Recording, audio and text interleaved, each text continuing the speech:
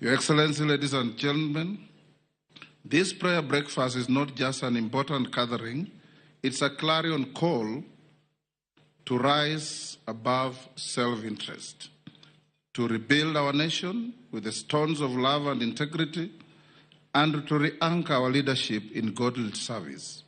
Let us live here not only with hopeful hearts, but also with determined minds and willing hands.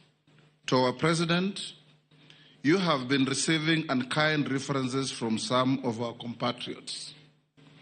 Take protection in the teaching of the Holy Book. In the book of Isaiah 54:17, and I quote, "No weapon formed against you will prosper." God never said that weapons would not be formed.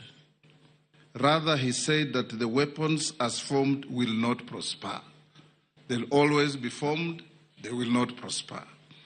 This book of Isaiah further teaches us that great leaders never lose sight of the big picture.